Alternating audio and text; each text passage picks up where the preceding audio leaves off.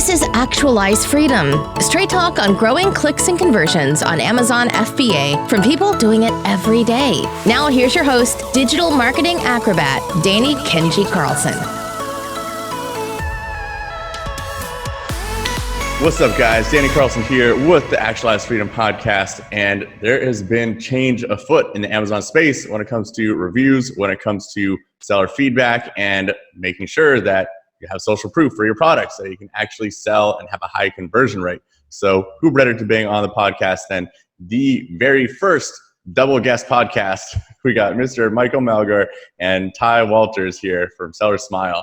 And they have a ton of experience when it comes to dealing with Amazon customer service, for getting reviews, for making sure you don't get negative reviews, and I'm sure a whole bunch of other reasons that they're about to tell us. So welcome, guys. The first question that I would like to pose to you is, there has been some change when it comes to Amazon reviews, right? Like leaving different feedback scores. Just for people who are concerned about that don't really know what that means yet, can you explain to them what that means? Like, what is the change? And what does that really mean as far as feedback and reviews? First of all, Danny, thank you for having Michael and I on the podcast.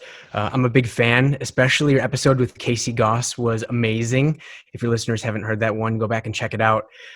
Michael and I, we have a software, a customer service company in the e-commerce space. We came from a software background, and so we're well aware of the space of reviews and feedback and how Amazon may change their policies frequently. Now, if I could ask a clarifying question, changes for reviews, are you referencing a rating of seller feedback and how it's more difficult to get negative reviews removed because we've seen this? Or is your question more around product reviews rather and maintenance in that? Yeah, I think there's been some confusion among sellers. Like, the product reviews, from my knowledge, haven't really been changed a whole lot. It's more the seller feedback score. Certainly. There's just people buzzing in Amazon Facebook groups talking about this. So just providing some clarity, like what actually is that change? And then how is it affecting what people should be doing? So two of the most notable recent changes, and this is as of our recording today. There might be some massive news drop today with just how often this sort of things tends to change. But one of the more recent changes that we've seen a lot of our clients with even struggling with is the how Amazon is being a little bit more hesitant to remove neutral or negative seller feedback. It used to be where if you had a seller feedback that was actually more of a product review, or some of the language that the person who left the feedback used is something that could have previously been removed by Amazon's team whenever you went to request removal, they've actually become very it's actually become much more of a difficult task that you go about that now. And if you try to request removal now, they'll come back and say, actually, we found that this is not in violation of our terms. Here's why. Sometimes it seems that you receive an automated response, so you don't really even know if the person on the other end is actually checking. And right away, one of the things that we'd recommend is whenever you are requesting removal, if they come back and say, no, we're not going to remove this because of X, Y, and Z, go ahead and reopen this case and try to be as clear as you possibly can. Try to explain it as much as you can in the sense that, okay, if you believe that the seller feedback should be removed because it's actually a product review, take a moment to specify what part of the text actually is indicating that it's more of a product review rather than a seller feedback, and try to explain that and say, this is in violation of this policy. We've found that to be our best practice when processing this on our end, because the more that you can just clearly outline this, the better. The less likely you are to, have that denied again. And what kind of percentage are you guys seeing success rate with this? Is it still a very hit or miss thing, or what are you guys seeing?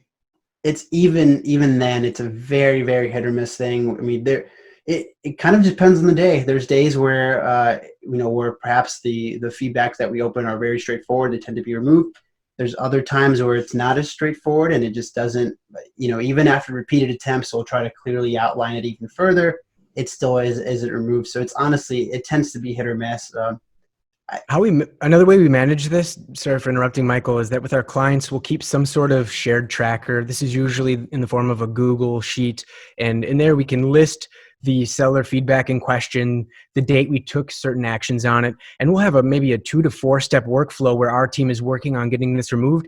If it reaches a point where it still is persisting there, we'll usually escalate or alert the account contact, which is usually the business owner, and hopefully at that time they have another idea on how they could escalate this situation further. Sometimes they have a contact with an account manager rather, who can escalate that issue within Amazon. So there's a variety of ways to handle it, but unfortunately it's affecting a wide array of sellers. And I have an interesting question for you guys. Are you guys seeing any real black hat stuff come up now that this change has happened? It kind of opens up a black hat opportunity for a bunch of negative seller feedback. And in the past, maybe if you got some company from India, SEO ranked company from India, to leave a bunch of negative feedback, it'd be pretty easy to get it removed because it's obviously fake. But now it's probably a lot easier to do something like that. Have you guys been seeing that with any accounts that you manage, or have been seeing that at all? You know, the interesting thing about this is that it tends to affect select clients of ours, in the sense that there's like certain niches that they're a part of that just have much more black hat activity going on. It with some of our clients, it doesn't affect them at all. We don't really see that happening, or we might see it very, very rarely. But from our current experience, based on what we've seen, it doesn't seem like people are taking advantage of it that way. Hopefully that's a very low number or low percentage of sellers who are being affected by that. Hopefully we're not putting it out into the ethos that this is what's going to happen now, but it is something. Don't get any ideas, guys. Yeah, don't do it. But you know, as always, we kind of see it as a way that Amazon just trying to continually refine their shopping experience. They know that it's something that can be easily gamed, and so they're just trying to keep working. And you know, a lot of sellers are sometimes a few steps ahead. They're kind of doing something different, but that is one thing that you can that is one way that you can tell that Amazon's trying to refine their shopping experience. Kind of another thing, kind of touching back on your original question, was we're also seeing this happen with the request a review action. This is something that came out in the last couple of months. And when it did come out, there was a lot of buzz about, oh, maybe this is Amazon trying to get rid of third-party messaging, you know, being able to send messages through buyer-seller messaging to request for review, request for feedback. There has been people coming out to say, like, yeah, Amazon's doing away with this. Amazon hasn't stated anything publicly about this just yet. Some people say they have insiders who have claimed this. We don't doubt that this is something that they might eventually do, especially if they're trying to go down the route of requesting a review through the orders page. But again, this is just another way where Amazon's trying to legitimize the shopper's experience as much as possible. They don't want multiple sellers spamming their you know, Amazon's customers with, you know, emails to leave a review, to leave feedback. Again, kind of they're tackling this from a seller feedback perspective and a product review perspective. Yeah, if I could add to that point. Makes sense. There's it's pretty much what's happening in all messaging platforms, like Facebook Messenger is doing a similar thing. I think as of the recording of this podcast is coming up in a few weeks, where they're changing all of their subscriber base. If you have Facebook Messenger subscribers, you're only really going to be able to send them a very specific follow-up message within a certain time frame, unless it's specifically an order update, right? They don't want people spamming all of their list. Amazon's email list is incredibly, incredibly valuable. If you had an email list like that, you don't want other random people spamming people on that list. Sellers, I'm sure you see sellers doing all sorts of stuff within Amazon's email system, and it's ruining Amazon's prized customers, right? And it ruins it for everyone, because then Amazon, unfortunately, then decides they have to create a policy or create more process to prevent that sort of thing from happening. For example, I know it's a very common strategy to get people to use using systems like ManyChat, for example, where you get people to come and like leave a review by funneling them through Facebook and then taking them to Amazon to leave a review. And perhaps in some ways we've seen like fraudulent sellers trying to perhaps you know, gamify that system where they're offering some sort of compensation in order to do that. And I can see that being a strategy that Amazon will eventually at some point come around to as well. Anytime that there's any sort of like gray hat tactic that's affecting the shopping experience, you know, I would say that the days are numbered, because you know, it affects the shopping experience. Amazon knows that that's not something that shoppers want to deal with. They don't want to be spammed. Undermines and I do Amazon's know. ranking Sorry, go algorithm. ahead. I'm sorry. It also undermines Amazon's ranking algorithm if these products are artificially being boosted through using these creative funnels and workflows that are against terms of service in a certain way. The products that are not supposed to be at the top will be, and they'll be into the hands of the customers, which deserve actually the better product if the playing field was level. Oh yeah, I absolutely agree with that. And there's really no arguing that a lot of these tactics are against Amazon terms of service. I know some people would argue that with many chatbots and offering some kind of incentive through a many chatbot, that Amazon can't see a many chatbot. But that's ridiculous. Of course, someone could potentially go through that many chatbot and see that one of your customers could take a screenshot of it, or one of your competitors, even, especially one of your competitors, can go through your funnel and take a screenshot, send it into seller support and all that stuff. And I have a good source that has told me that Amazon has an internal team that is dedicated to keeping up with what sellers are doing. And of course they would be doing this, right? Of course it makes sense that they have a team of people going through all these Amazon courses and figuring out what are all the crazy black hat things that people are doing so that they can stay on top of it and combat it on their system, so that their system is actually showing the best products to the customers, right? So got to be careful with that kind of stuff, guys. Absolutely. And yeah, the next thing I want to ask you guys about, you guys are experts on actually keeping the customers happy and keeping them happy enough to get reviews, right? It all kind of just ties into a good customer service experience. So if there is some fundamentals to providing that experience for everyone's customers on Amazon, where they're going to be happy, they're not going to leave negative feedback. If they have something wrong, they're going to talk to you about it. They're not going to leave that negative review, and hopefully leave a positive review. How do you manage that? Like, what are the fundamentals of setting something like that up? Yeah, if I could start that off, the fundamentals of a good experience like this are universal across experiences. And what we've found is that a good experience is fast, it's correct, it's friendly, and it's proactive. So fast, you don't have to wait a day, 48 hours for your answer. It's either instant or within a few minutes. Correct is that not only is it getting to me fast, but I got the information that I need and that I was requesting in order to make my decision. If it's a purchasing decision, if it's moving forward with a return request or a warranty claim, I got the correct information I need as a customer to move it forward. The next one is friendly.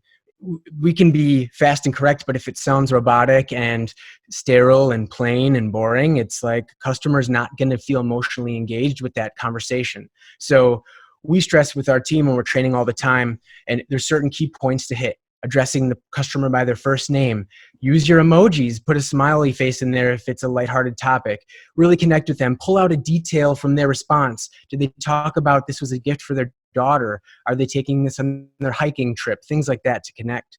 And then proactive, looking ahead as the brand or the product expert, as the customer service expert, and anticipating what else might this customer ask? What else might they need? And instead of waiting for them to come back in another interaction, we're going to go ahead and provide it for them near the end because it's not the most important part. And then always a single clear call to action. Here's what to do next. We look forward to your reply, something like that. Outside of that, Michael and I, we've been doing this for a while, about 3 years now. So we have a lot of tips and tricks, you could say, of best practices on how to do this at scale. But those are the core elements, I would say, that equal a good experience online. Yeah, I want to add to that. And there's a slight disadvantage to being a seller in the sense that you might lose touch with what being a buyer feels like, what all those touch points are like. So, there's all these customer touch points that start out from just even like your Amazon listing, right? I've talked about this a lot in the past before. We've done some content around this as well, but even just, the type of information that you provide on your listing, there's a lot of focus on making sure it's like optimized for like listing optimization so that whenever people are searching for it, they can get to it. But there's an equal amount of, in my opinion, equal amount of importance in being able to provide helpful information right off the start, right? So one of the biggest points of contention that we see is, for example, when sellers have like a sizing guide, being able to clearly communicate that information, perhaps providing like reference material, providing if you have a product image, you might be able to use something as a comparison, like if there's a size involved with like the size of your product. But all that being said, it comes back down to something that we like to refer to all the time because it's coming straight from Amazon. Amazon's first leadership principle. And this can be found if you go to amazon.jobs, their very, very first leadership principle listed is something called customer obsession. It says, leaders start with the customer and work backwards. They work vigorously to earn and keep customer trust. Although leaders pay attention to competitors, they obsess over customers. So if you look at that as essentially a concept, a framework to work backwards from, this is essentially how you can start making decisions. It's not about what's the quickest way to get a review, but it's more about how do I earn someone's trust and create a lifelong buyer from that. Yeah, with some real humanity to it. I think that's really important. And you touched on a really interesting point, which is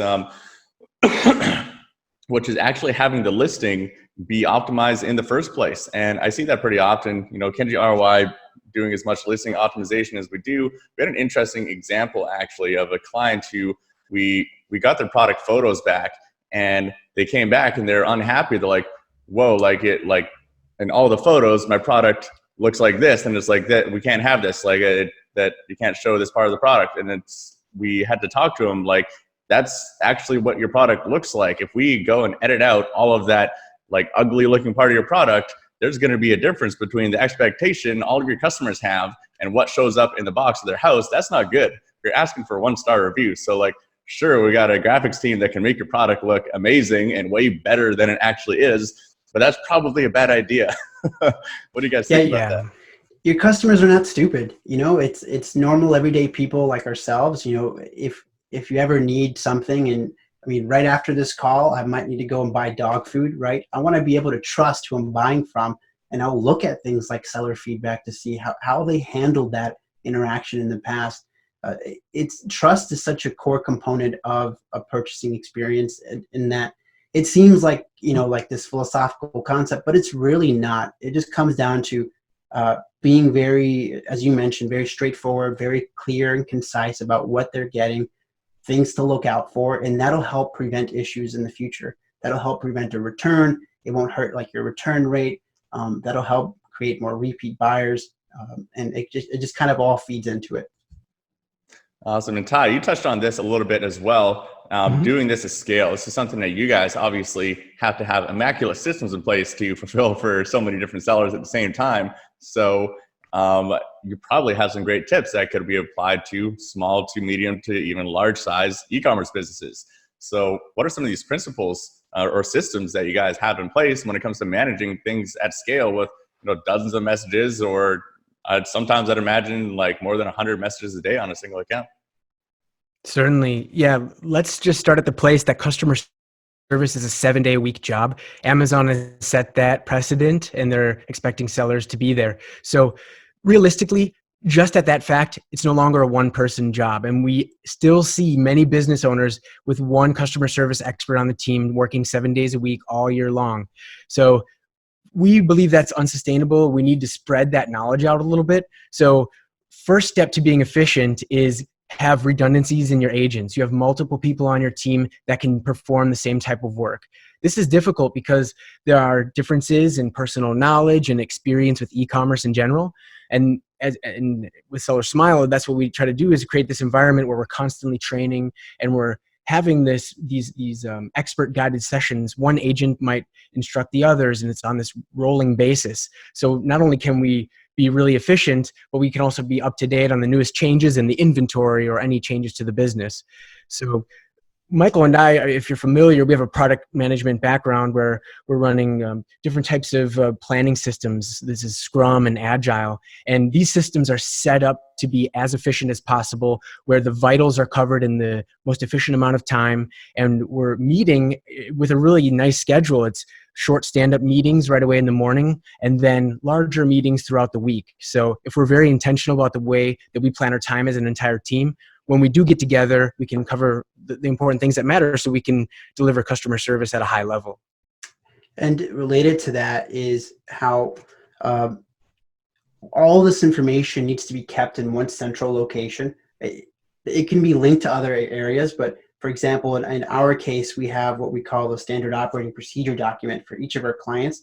And this is a living document that we might update possibly even on a daily basis, depending on how much is going on with this account. But that might be a place where we keep information about the products, maybe things that are not necessarily public, but elaborate a bit more on how to use your product or best use, like tips. But on top of that, it might also include processes for what happens if someone's order is reported as lost or is reported as stolen, or if someone wants to return their order due to X or X, Y, and Z. Kind of essentially creating a decision tree of things to do and responses to use based on that. Now, when we talk about that, it doesn't necessarily mean that you have a canned response that you just send every single time. Instead, you have a process in place for how to handle that scenario. You might use pieces of a canned response, but again, we don't want to understate the importance of customizing your responses, because you do want to make sure that everything is touching on the things that the customer mentioned, so to show them that you actually cared to read their case, read through their interaction, and kind of learn from that. But anyway, all that being said, you take all that information and then you keep it updated consistently. Anytime that you learn anything new that needs to be updated, you come back and update it, and you have a process in place to do so. And that feeds into your ticketing systems. And that skill, once these processes are set in stone, or not set in stone, but at least defined well enough, there's no question about what our team needs to do to take action or the next action on a given case. There's so much time lost in the internal knowledge base, the internal notes. What do I do here? What do I say? So we're trying to get efficiency on that end, but then also having multiple people trained, doing blocked check-ins, maybe multiple per day. When you are receiving 100 plus emails a day, checking in maybe 3 or 4 times throughout a 24-hour period is the best way to keep those to a manageable size so you don't build a backlog.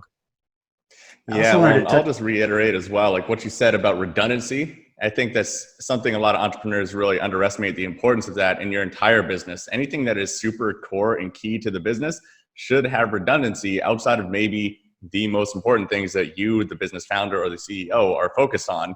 That you can't have redundancy because it's going to be a 6-figure a year salary job. Right? You want to remove bottlenecks. Yeah, removing bottlenecks, or just if something happens, right? Employees quit. You have to fire employees for certain things sometimes, or like they're sick, or they go away on vacation for a few days, and the whole business falls apart in 3 days when that key employee is away, and you don't have anyone else in the entire company that knows how to do that position. You're kind of screwed. Right? Exactly. You're going to be scrambling to try to hire someone in a short period of time. You're probably going to make a bad hiring decision. Just not a good thing. So redundancy in every area of the business, I'm a big believer in. This is why you guys are stress. Software.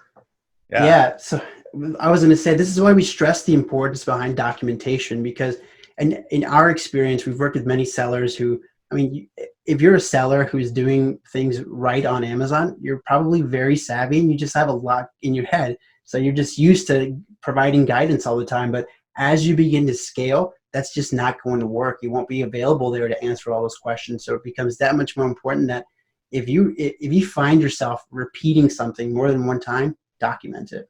Just go ahead and state it there so that there's a set process in place or a preference in place for how your business should handle that. Yeah, and another good thing for scale and everything like that, and something I'd imagine you guys with the software background have something figured out, is software and software stack. You guys have your own internal softwares that you've built to help manage this, or do you use off-the-shelf softwares in your stack that maybe other sellers could also use for their own stack? Absolutely. So this is one of the next big advanced components, especially as you scale, is using a reliable ticketing system. So we've used Salesforce Desk in the past. That's no longer available. We then kind of went through this entire phase where we were looking for the next best solution, whether that's developing it internally or finding another solution. And we actually ended up deciding on a software named Help Scout. And the reason for that is that Help Scout has all the functionality that we were looking for, but it also helps accommodate for creating workflows around different client accounts or even just different brands. So if you sell multiple brands, that might be something that's helpful for you. But using a ticketing system is extremely beneficial because it helps right from the get-go. It helps with team management. If you have, especially as you begin to have more and more interactions a day, it becomes important that you have some sort of hierarchy where maybe you have one customer service lead who's working with a team of several other customer service team members. And so there might be essentially like an escalation process. So having individual team members that you can assign a case to becomes important, and that's a part of the functionality that ticketing systems allow. On top of that, you might also start to use like notes, being able to leave a note on a case and be able to have an ongoing discussion. We use that a lot for if we need to check back up on something. So if someone's initiated a return, they said, hey, we just sent this back. We might leave a case open with a note to check back on the tracking status so that we can issue a refund or go from there as necessary. But all that said, it allows you to create automation workflows, which we think is one of the best features of using a ticketing system. And that as you start to get in there, you'll start to notice things that are just coming up all the time. You can create an automatic workflow to like complete a certain number of actions or complete a set number of actions. Perhaps you want it every time that someone asks about how to use this part of your product, you just have an automatic workflow that begins a response, adds a note, perhaps it categorizes the message so you can come back and look at that reporting later to see what people, what common categories you might see. Those are the types of things that a ticketing system would allow you to do. Yeah. So ticketing systems at this point are very well built out. There's not much opportunity for Seller Smile to get into that game. And how we operate right now is with a collection of different softwares in concert with each other. We're talking about Slack, the whole Google suite, Zoom, Help Scout, and we're using all of these together to perform what is still a very manual task for us in responding to these emails. We do have some ideas on how we could make ourselves more efficient, but Michael and I, we both don't code right now, so we'd have to partner with someone who would be able to achieve that or teach ourselves. So right now it's still a very manual process that we've assembled using various types of services. Yeah, and by no means is it really necessary to build your own custom software to have a company these days. Like Kenji ROI has incredibly small amount of custom software. It's mostly just pieced together with Active Campaign, Service Provider Pro, like just a bunch of really great software services that in total, I think our software bill is somewhere like $400 per month, $500 per month. That's less than a full-time employee in the Philippines, right? For all of our software stack that we didn't have to spend tens of thousands of dollars building and maintaining, right? So it's never been more accessible. And there's just software for everything. So if you think like, oh, I really want to do this, most of the time you'll end up finding something that's like a step ahead of what you were thinking of. And a majority of the time, like as Ty mentioned, Slack, Google Suite, Help Scout, we connect a lot of this through like Zapier, for example. Zapier is one of our best friends. You can just, create a Zap and it automatically sends actions to Slack or vice versa. But something we haven't really touched on today is kind of like the project management or the product management aspect of customer service. And in our case, we use Trello to essentially keep our ideas logged and kind of groom through them, talk about them, discuss opportunities that we see from our customer service. And that's something that we would provide in our customer service reporting or internally for sellers who are doing something similar. You're essentially using tools like Trello to perhaps keep track of how often something comes up. And what are you using for? I know you guys don't use complete canned responses, and that's probably a bad idea. And if you think that's a good idea, then just realize that you probably don't like it when Amazon sends you a canned response with no details about why they're doing something on your listing. Beautifully said. But I'm sure you guys must use some piece of software or a piece of an existing software for canned responses. Like I have one called Phrase Express that is really great. All I have to do is press Alt space and it just populates with any number of, I think, over 100 little phrases or sometimes even full email templates that I have there. And I can easily type in the first few letters of that and paste it into an email, into Amazon, into anywhere that I'm talking to someone, Facebook Messenger quite often. What do you guys use for something like that? So usually we use Help Scout because part of what we didn't really touch on this, but part of what we use Help Scout for is funneling, all the emails from Amazon, email, Walmart, eBay, any of those channels, funneling them all into one place so that you're essentially working off one central location that you're able to keep, where you're able to store all that information, all the documentation from. And that allows you to use canned responses. But in addition to that, like as you mentioned, there's Chrome extensions that allow you to do that. We use, there's Grammarly is one that we use all the time that is more about like, kind of cleaning up the text that you're using. That's a must. It's absolutely free and you guys should use it if you're not already. But also DeepL, DEEPL, is a Google translator that like is a bit more advanced than Google Translate. If you sell on European marketplaces or on non-English speaking marketplaces, that's definitely well worth your time. I'm a Spanish speaker, and I've compared Google Translate to DeepL in the past, and it's much better in comparison. So that's something to definitely keep in mind. But as you mentioned, all of this feeding into your templated responses. Templates are not bad. In fact, they're very they help create more efficiency behind what you're doing. But the important thing is that you don't just use canned responses. Yeah, I think the vital part about using canned responses inside of our ticketing system is that we can use variables. So we can pull specific unique information from that customer, their first name, their last name, their order ID, whatever information you're collecting. Many ticketing systems do this. So you're automatically customizing your canned response or template just with a few of those small additions. Yeah, definitely a lot of efficiency to be had there. And we're nearing the end of our time on this podcast. This has been super valuable so far. But for anyone who is listening and they're wondering, does it really make sense for them to build a team around customer service? Like, what is the point, in your guys' opinion, where people should be hiring their first person, or they should be like handing things off to an agency as opposed to doing it themselves, right? Because if you're just Joe Schmo in your garage selling 5 units a month, it's not worth it hiring someone. But where is that point that you recommend people make that decision? So I'd like to just preface that by saying, please take the time to consider that decision. Anytime you're outsourcing something or adding help to your business, it's a significant decision from a privacy standpoint, from a cost standpoint, and budgeting. That being said, there are really a solution out there for you, no matter who you are or what you prefer. So I would say to a listener, if they're thinking about this and do I need to pass off my customer service, first of all, how much is the workload? Is it 5 hours per week or is it 50 hours per week? That might tell you about how many people full-time you need to take over that role, especially considering that if you're the best person for that role, you're the most efficient, whoever's going to be filling your place won't be that efficient right away. So don't expect that same level of performance unless you're partnering with an expert or someone that's experienced. That's something else that what you just touched on, Tygh, is the complexity, the nuance involved with your customer service. Even if you are low volume, perhaps you might need to take into consideration, for example, someone who might be more, who could learn more of that information easier. So, for example, we have clients who sell medical supplies, so that requires a very specific nuance. Even though they're lower volume, it's a higher complexity. That is something you want to take into consideration and thinking through like the proper solution for your needs, because it might be that perhaps you can get away with using a VA for this instance, but in other instances, perhaps it becomes a little bit more difficult.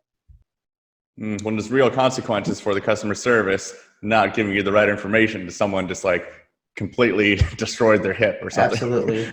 And this is your public reputation. So, that's something else you have to think about is what you're willing to pay for it. What amount of time is it costing you? Are you like the single point of failure on your team? Are there bottlenecks you need to remove?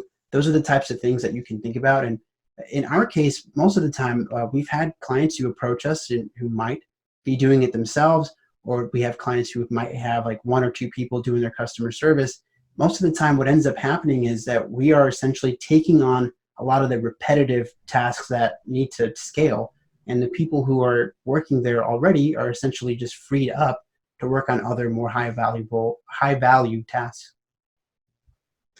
Yes, absolutely great advice. And I would say that e-commerce customer service is one of the first things you should be passing off as a business owner, because at the end of the day, that customer service is very important, but that is something that a much lower level employee or team member can handle. And it's probably not something that every team member can handle, finding new products to launch, doing your product research, launching new products, doing the marketing, doing the launch. That is where you as a business owner are the most valuable. So hand off to customer service. I think these guys definitely know what they're talking about here. Delegate. Love it, guys. Well, thank you for coming on here. This is a really valuable podcast for everyone. And if people want to reach out to you online and learn more about what you do at Seller Smile, where can they do so? Yeah, they can go to sellersmile.com. We're about to launch our new website. That's really exciting. We were working on it earlier today. And we're everywhere on social media at Seller Smile Team. So follow us, like our pictures, and we'll interact with you there. And, just to throw it in there, we like to be very fully transparent in, we will let you know if Seller Smile is the right solution for you. We offer a free consultation, sellersmile.com/schedule, where if you're just curious to know if it's something that's worth your time, we will point you in the right direction. There's times where perhaps it made more sense to go with like a freelancer through like FreeUp, for example, or perhaps they have very specific needs that might need to be accomplished through other methods. We like to be transparent with you because we want to create a long-term relationship with our clients and provide a great customer experience. We need to be able to be fully transparent to do that. So yes, please don't hesitate in reaching out if you ever just want to pick our brains about customer service, or if you have a challenging customer service task ahead of you, talk to us about it. We'll be happy to help you out. Awesome. Well, appreciate your time, guys. And if you're looking for any of the resources or links mentioned in this episode, you can find them at actualizefreedom.com. And if you haven't already, go leave a review. I've made it real easy for you guys. You can go to ratethispodcast.com/free. That is /FREE. And it's going to automatically open up the podcast app on your phone, whether you use iTunes or Stitcher or whatever. And it makes it really easy to leave a review, because on Android, it's actually really difficult to find. And there's almost no place on the desktop computer you can go leave a review. So I have removed all the excuses for you guys. If you like this podcast, it's the best way to say thank you.